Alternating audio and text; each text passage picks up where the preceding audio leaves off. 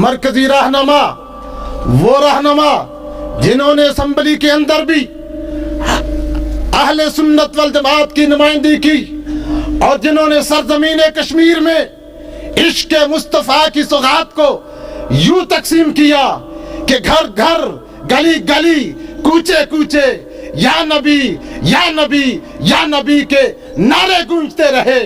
آج وہ شیر اہل سنت آپ کے پلیٹ فارم پہ آپ کی اس کانفرنس میں جلوہ افروز ہیں۔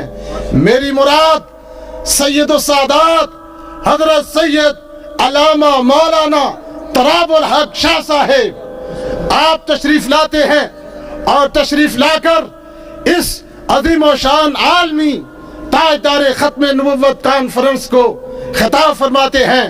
حضرت شاہ صاحب کو نعروں کی گونج میں استقبال کیجئے گا۔ نعرہ تکبیر، نعرہ رسالت، نعرہ رسالت، نعرہ رسالت، نعرہ حیدری، نعرہ حیدری۔ عالمی تاجدار ختم نبوت کانفرنس حضرت علامہ سید تراب الحق شاہ صاحب۔ مرد مومن مرد حق، تراب الحق، تراب الحق، مرد مومن مرد حق، تراب الحق، تراب الحق، مرد مومن مرد حق، تراب الحق، تراب الحق۔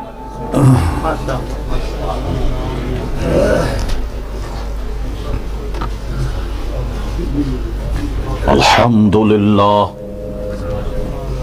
الحمدللہ نحمده ونستعینه ونستغفره ونؤمن به ونتوکل علیہ ونعوذ باللہ من شرور انفسنا ومن سیئات اعمالنا من يهده الله فلا مضل له ومن يضلله فلا هادي له ونشهد ان لا اله الا الله وحده لا شريك له ونشهد ان سيدنا ومولانا محمدا عبده ورسوله بالهدى ودين الحق يرسله اما بعد فاعوذ بالله من الشيطان الرجيم بسم الله الرحمن الرحيم وَإِذْ أَخَذَ اللَّهُ مِيثَاقَ النَّبِيِّينَ لَمَا آتَيْتُكُم مِّن كِتَابٍ وَحِكْمَةٍ ثُمَّ جَاءَكُمْ رَسُولٌ مُصَدِّقٌ لِّمَا مَعَكُمْ لَتُؤْمِنُنَّ بِهِ وَلَتَنصُرُنَّهُ قَالَ أَقْرَرْتُمْ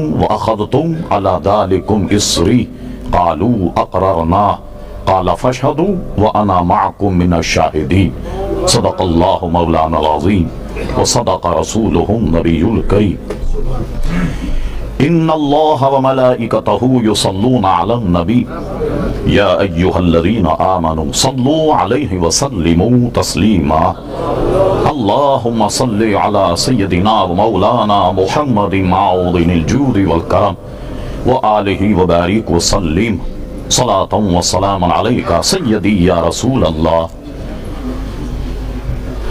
گرامی قدر جگر گوش امیر ملت مختوم و محترم پیر سید منور علی شاہ صاحب قبلہ دامت برکاتہم العالیہ، مفکر اسلام مختوم محترم حضرت علامہ مولانا سید عبدالقادر صاحب جیلانی دامت برکاتہم العالیہ، لائق صد احترام مشائخ اعظام علماء کرام حاضرین مجلس،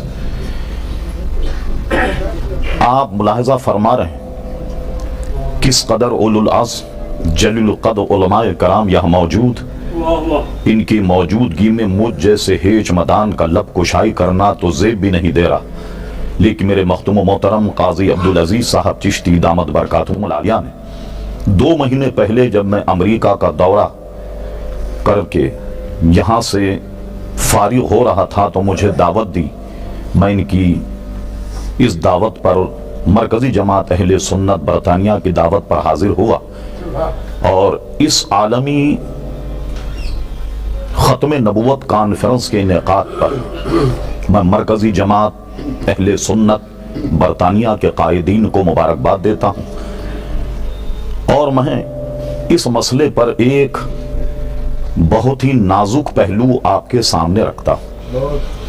قرآن مجید فرقان حمید کی جو آیت میں نے پڑھی اس کا مرادی معنی کچھ یوں ہے، وَإِذْ أَخَذَ اللَّهُ مِيثَاقَ النَّبِيِّينَ، اے میرے محبوب صلی اللہ علیہ وسلم ذرا یاد کرو اس وقت کو کہ جب ہم نے تمام انبیاء کرام علیہم سے ایک عہد لیا، ایک میثاق لیا، اور اس میں یہ فرمایا گیا لما آتیتکم من کتاب و حکمت، جب میں تمہیں عطا کروں گا کتاب اور حکمت سے، فرما ثم جاءکم رسول، اور تم سب کے بعد میں میرا رسول آئے گا۔ لفظ ثم نے یہ فائدہ پہنچایا کہ نبی کریم صلی اللہ تعالی علیہ وسلم کے بعد آپ کوئی نبوت کا تصور ہی نہیں۔ مرزائی عموماً یہ کہتے ہیں کہ جب تم نے یہ کہہ لیا کہ حضور کے بعد کوئی نبی نہیں آئے گا تو عیسیٰ علیہ السلام تو آئیں گے، ان کے متعلق تمہارا کیا پروگرام؟ اور ان کم بختوں نے پروگرام آپ جانتے ہیں کیسا بنایا، طریق واردات کیسا تھا۔ کہا جو عیسیٰ علیہ السلام کی آنے کی بشارتیں ہیں وہ میں ہوں، من بعد اسمہ احمد، جس احمد کی بشارت عیسیٰ علیہ السلام نے دی وہ میں ہوں۔ اچھا اب کہا وہ عیسیٰ کا کیا بنے گا جو آنے والے؟ ان کمبختوں نے کہا عیسیٰ علیہ السلام یروشلم سے گزر کر پشاور کے راستے سے مقبوضہ کشمیر پہنچے، اور مقبوضہ کشمیر میں ان کا انتقال ہوا اور وہاں ان کا مزار ہے۔ اور فرمایا آپ نے کیسا فلسفہ گھڑا کہ عیسیٰ علیہ السلام کی وفات میں لوگوں کو الجھا دیا، عیسیٰ علیہ السلام کی حیات میں لوگوں کو الجھا دیا۔ میں کہتا ہوں کہ حضور کے بعد عیسیٰ علیہ السلام اگر جلوہ گر ہوں، ختم نبوت کے مسئلے میں فرق کیسے آئے گا؟ جبکہ حضور علیہ السلام شب معراج جب مسجد اقصیٰ گئے، 1,24,000 انبیاء کرام علیہ السلام اپنی اپنی قبور میں سے نکل کر حضور کی اقتداء میں نماز پڑھنے آ گئے۔ ارے جب 1,24,000 کم و بیش حضور کی خدمت میں آ گئے تو ختم نبوت کے مسئلے میں کوئی فرق نہ آیا، تو عیسیٰ علیہ السلام کے آنے میں کیسے آ جائے گا؟ اور کیجئے آپ اس مسئلے اور اس کے بعد میں عزیزان گرامی، اگر آپ تاریخی حقائق اگر آپ ذہن میں رکھیں تو ساری بات آپ کی سمجھ میں آ جاتی۔ میں یہاں سے شروع کرتا ہوں۔ سلطان ٹیپو نے 1799 میں شکست کھائی۔ اس کے شکست کھانے کے بعد انگریز نے دیکھ لیا کہ اب اس کی جوڑ کا کوئی آدمی موجود نہیں۔ اس کے بعد اگرچہ یہ تحریک کو انگریز نے دبایا، مگر 1857 میں یہ تحریک چلی اور گلی گلی چلی، قریہ قریہ چلی، شہر شہر چلی۔ جناب علامہ فضل حق خیر آبادی رحمت اللہ تعالی دہلی کی جامع مسجد میں بیٹھ کر انگریز گورنمنٹ کے خلاف جہاد کا فتویٰ دے دیا۔ اور علامہ فضل خیر آبادی کا نام صرف اس لیے نہیں لیا جاتا تحریک آزادی میں کہ ان کا تعلق ہمارے گروہ درود و سلام پڑھنے والوں سے تھا، یا رسول اللہ کہنے والوں سے تھا۔ وہ شیر نے گرج کر کورٹ کچہری میں جج ان سے فارسی پڑھ چکا تھا، تخلیم لے جا کر کے کہا مولانا آپ میرے استاد ہیں، میں آپ سے صرف اپنی بینچ پر بیٹھ کر یہ پوچھوں گا مولانا فتوی جہاد کس کا ہے؟ آپ صرف یہ کہہ دیجئے کہ اس کے بارے میں کچھ نہیں جانتا، میں آپ کو ریلیز کر دوں گا۔ علامہ فضل خیر آبادی کٹہرے میں کھڑے ہوئے، جج نے کہا مولانا فتوی جہاد کے متعلق آپ کیا جانتے؟ انہوں نے کہا یہ فتویٰ میرا ہے اور یہ دستخط میرے۔ دیکھیے صلح نہیں کی۔ جزائر انڈیمان بھیج دیا گیا۔ سبحان اللہ، رہائی کا پروانہ لے کر ایک عرصے میں جب ان کے شہزادے پہنچے، اللہ اللہ، انگریز کا یہ احسان علامہ نہیں لینا چاہتے تھے۔ جب صاحبزادے وہاں پہنچے، کیا دیکھا جزائر انڈیمان میں ایک جنازہ رکھا ہوا ہے، نماز جنازہ کی تیاری ہے۔ انہوں نے کہا کیا ہوا؟ کہا علی صبح آج علامہ فضل خیر آبادی انتقال کر گئے۔ انگریز کے آزاد کرنے سے پہلے رب کریم نے اپنے مجاہد کو آزاد کر دیا۔ اب جب یہ تحریک چلی جزائر انڈیمان میں، بڑے بڑے علماء کو پھانسی دے دی گئی، سزائے موت دے دی گئی۔ اس کے بعد انگریز سر جوڑ کر بیٹھا۔ یہ حقائق یہاں بھی آپ دیکھ سکتے ہیں۔ انہوں نے کیا کیا جناب؟ 1869 میں 2 وفد بنائے، ایک پادریوں کا اور ایک جناب سر ولیم کی قیادت میں، تاکہ یہ ہندوستان پہنچ کر مسلمانوں کا ذہن معلوم کرے کہ یہ کیا کہتے ہیں۔ سیاسی وفد جو گیا اس نے اپنی رپورٹ یہ دی کہ ہندوستان کا مزاج یہ ہے کہ یہ کسی کے ماتحت رہنے کے گویا قائل نہیں، اور جذبہ جہاد اس میں ان میں ایسا کوٹ کوٹ کر بھر دیا گیا کہ جب علماء ان کے یہ کہہ دیں کہ جہاد ہے تو یہ اپنے بال بچوں کو بھی نہیں دیکھتے، گھر بار کو بھی نہیں دیکھتے، اور اپنی جان قربان کر دیتے ہیں. لہذا کوئی حکمت عملی ایسی اختیار کی جائے کہ مسلمانوں سے جذبہ جہاد کو سرد کر دیا جائے. پادریوں نے ہندوستان گھوم کر جب رپورٹ دی، آپ ہی کے لندن کے وائٹ ہال میں ایک کانفرنس 70 میں ہوئی اور دونوں نے اپنی اپنی رپورٹ پیش کی. سنیے پادری والی رپورٹ نے کیا کہا. پادریوں نے کہا ہم نے جب ہندوستان کو دیکھا یہاں پیروں کو ماننے والے لوگ بہت زیادہ، اپنے نبی کے بڑے شہدائی حضور کی گستاخی برداشت نہیں کرتے اور وہ گویا حضور کے نام پر سب کچھ قربان کر دینا چاہتے. اس لیے انگریز اگر دوام چاہتا، اگر مسلمانوں پر قبضہ کرنا چاہتا، مسلمانوں پر اقتدار کرنا چاہتا ہے تو یہ لفظ اس میں موجود ہے، کسی ایسے آدمی کو تلاش کر لیا جائے جو ذلی نبوت کا اعلان کر دے، اور جب وہ اعلان کرے اس کی نبوت کو برطانیہ حکومت سرکاری طور پر اس پودے کو پروان چڑھائے اور اس طریقے سے مسلمانوں میں انتشار پیدا کرنے میں ہم کامیاب ہو جائیں گے. مگر پادریوں نے ایک بات ضرور کہہ دی اور انہوں نے یہ کہا فی الواقع مسلمانوں میں ایسا آدمی تلاش کرنا ہی بہت بڑی بات کہ جو نبوت کا اعلان کرے. اس لیے کہ سب سے پہلے انگریز بھی دیکھ چکا تھا اور وہ بھی دیکھ چکے تھے کہ جس نے اعلان نبوت کیا ان کا کیا بنا. اللہ اکبر. آج لوگ کہتے ہیں مولانا وہ بھی تو نماز پڑھتے ہیں، وہ بھی تو روزہ رکھتے ہیں، کچھ تھوڑی سی سلو ہو جائے. مسیلمہ کذاب سے ایک مرتبہ مضافات مدینے میں جب حضور سے ملاقات ہوئی، آپ تشریف لے گئے. وہ کہنے لگا کہ یہ کہہ دیجئے کہ جب تک آپ زندہ آپ نبی، اور جب آپ کا وصال ہو جائے تو میں نبی، یا یہ طے کر لیجئے کہ شہر آپ کے دیہات میرے، کچھ نہ کچھ تو معاملہ ہو جائے. میرے آقا کے ہاتھ میں کھجور کی ایک ٹہنی تھی. فرمایا مسیلمہ کذاب سن، کسی معاہدے کے عوض میں ارے دیہات تیرے کیا ہوں گے، شہر تیرے کیا ہوں گے، یا میرے بعد تیری موت کیا ہوگی. قسم خدا کی میں تجھے یہ خشک چھڑی دینے کے لیے تیار نہیں.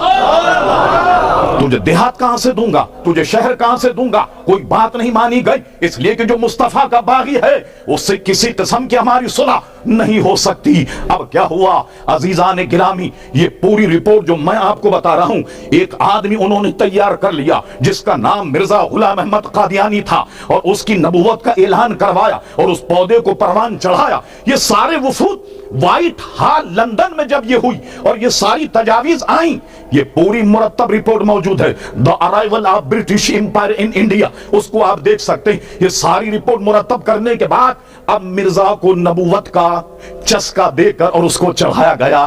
اللہ اکبر.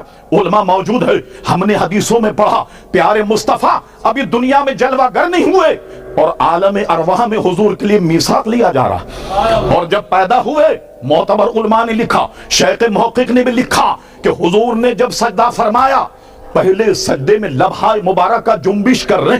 دائیوں نے اپنے کان لبہائے مصطفیٰ کے قریب کیے تو انہوں نے سنا کہ یا ربی حبلی امتی، امتی کی سزا بلند ہو رہی ہے. سچے نبی کی شان تو یہ ہے کہ عیسیٰ علیہ السلام کے لیے جب حضرت مریم علیہ السلام کے پاس لوگ پہنچے، انہوں کا جو پوچھنا ہے اس بچے سے پوچھو. انہوں کا بچہ تمہاری پاک دامنی کیا بیان کرے گا. سنیے جو سچا نبی ہو وہ ایک ہی دن کا کیوں نہ ہو. قوم جب مخاطب ہوئی عیسیٰ علیہ السلام نے کہا قال انی عبداللہ آتانی الکتاب وجعلنی نبیا، میں اللہ کا بندہ ہوں، اللہ نے مجھے کتاب بھی دی ہے، نبوت کا تاج بھی میرے سر رکھا. سچے نبی کی شان تو یہ کہ پیدا ہوتے کہے وجعلنی نبیا. اور اس کا حال یہ تھا، آپ پڑھیے ان کی کتابیں. ڈپٹی کمشنر سیال کوٹ کی کچہری میں جناب 15 روپیہ ماہوار پر منشی لگے. 15 روپیہ تنخواہ ملتی تھی. منشی لگے اور منشی لگنے پر پٹواری کا امتحان دیا، فیل ہوگا. اور کیا آپ نے. یہ اللہ کے نبیوں کی شان یہ کہ کسی نبی کا کوئی استاد نہ تھا. قرآن مجید نے ارشاد فرمایا الرحمن علم القرآن، میرے حبیب کو نہ جبریل نے پڑھایا نہ میکائیل نے پڑھایا، ان کو تو پڑھانے والا خود رحمان. امتحان دیا، فیل ہو گئے. نہ جانے کتنی مرتبہ مرغا بنے ہوں گے، نہ جانے استادوں کی کتنی سوٹی کھائے ہوں گے، اور اس کے بعد جا کر کے کہتے ہیں کہ میں نبی ہوں. کبھی کہا مصلح ہوں، اور کبھی کہتا میں مجدد ہوں، اور کبھی اس نے کہا نبی ہوں، اور کبھی کہتا رسول ہوں. اور اس انگریز گورنمنٹ نے اس پودے کو ابھارا اور چڑھایا.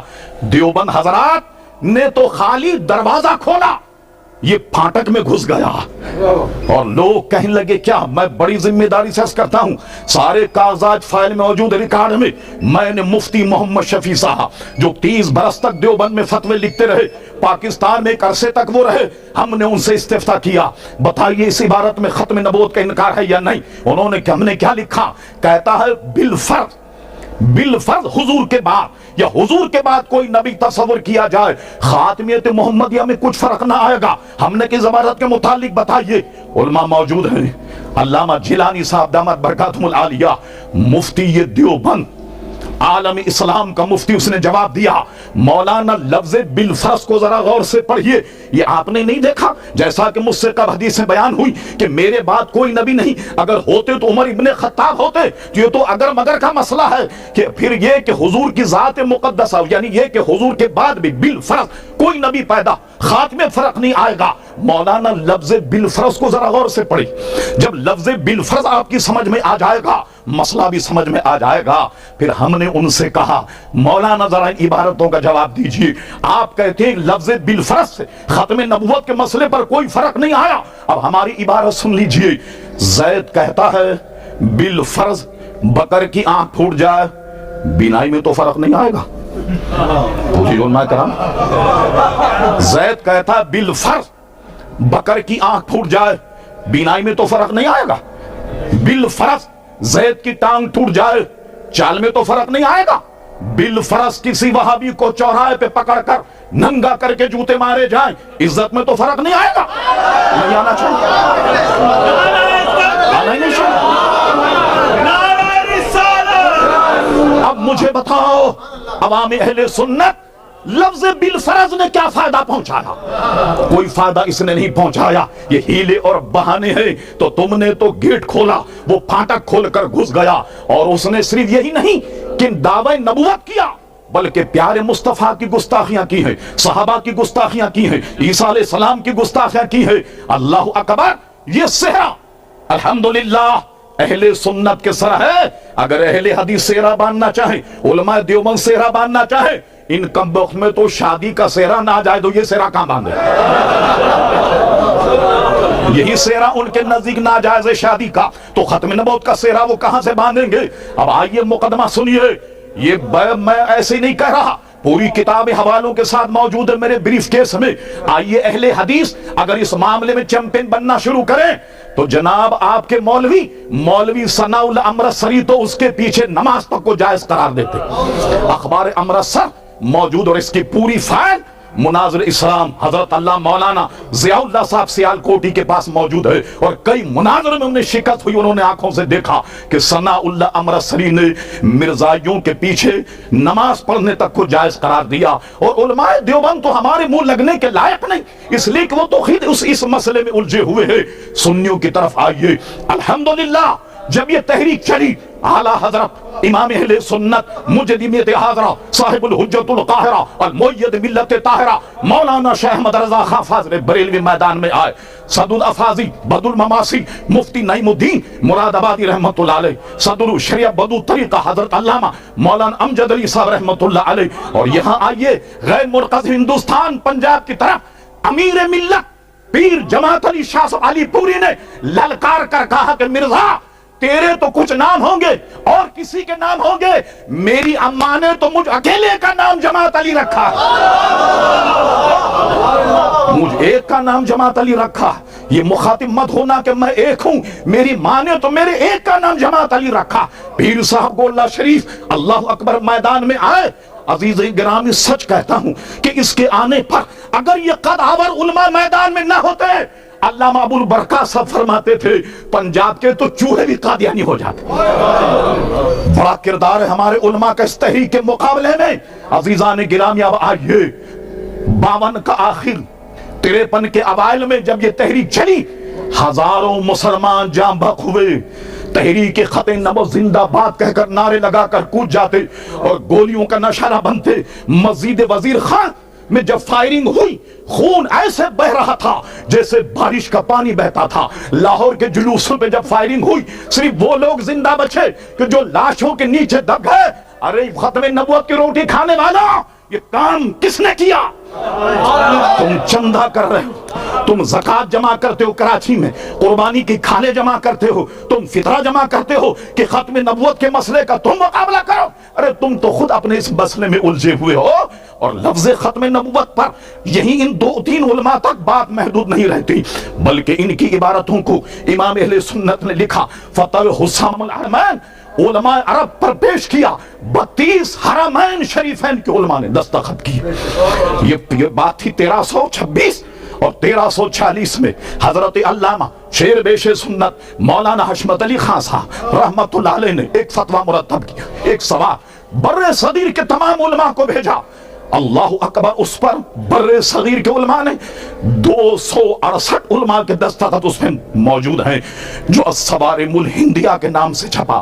یہ سارا ثمر جو ہے یہ اہل سنت کے حصے میں ہے. اور اس کے بعد جب یہ تحریک چلی، بڑی ذمہ داری سے کہتا ہوں، علامہ ابو الحسنہ صاحب جیل چلے گئے، حضرت علامہ سید فیض الحسن شاہ صاحب آلو مہار شریف یہ جیل چلے گئے، مولانا خلیل احمد صاحب، مولانا عبدالستار خان نیازی، ان کو پھانسی کی سزا ہو گئی. اللہ اللہ، یہ پھانسی کے کمرے میں ڈال دیے گئے.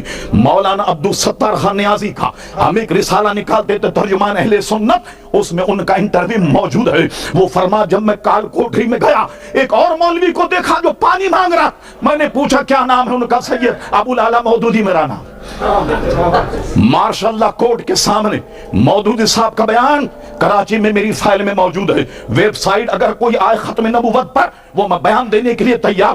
ماشاء اللہ کورٹ کے سامنے مودودی نے بیان دیا کہ ختم نبوت کی تحریک سے میرا کوئی تعلق نہیں. دستخط موجود ہے مودودی صاحب کے اوریجنل. اور کہا میری جماعت یعنی جماعت اسلامی میں جس نے ڈائریکٹ ایکشن میں حصہ لیا، میں نے ان سب کو جماعت سے اسلامی سے نکال دیا ہے.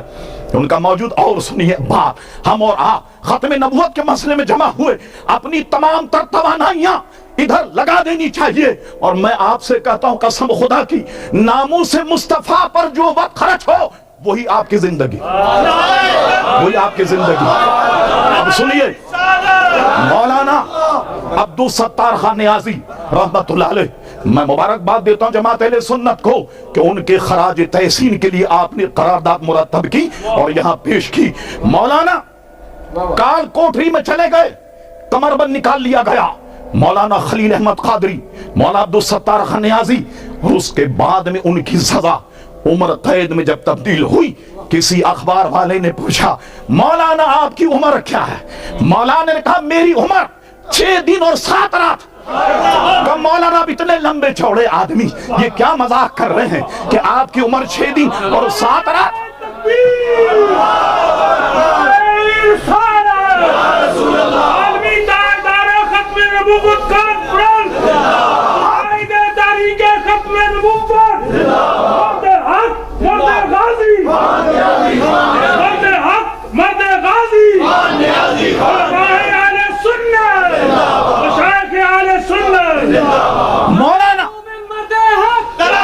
مولانا آپ اتنے لمبے چوڑے آدمی، اتنی قداوت، اور فرماتے ہیں کہ 6 دن اور 7 رات میری عمر ہے. وہ کیسے؟ اخبار والے ہنسنے لگے. مولانا کا سنو، کال کوٹری میں ختم نبوت کے مسئلے میں جتنے دن اور راتیں میں نے گزاری قسم خدا کی وہی میری عمر، وہی میری عمر ہے. اور باقی عمر تو جو ہے وہ میں نے جانے کہاں ضائع کی، مگر عمر وہی ہے جو میرے آقا کے لیے میں نے جیل کی کاٹ کوٹری میں گزاری ہے. یہ جذبہ آپ میں راسخ ہو جائے، اس جذبے کے ساتھ اٹھیں، قسم خدا کی کوئی اہل سنت کا سیلاب روک نہیں سکتا. یہ آپ کے آگے،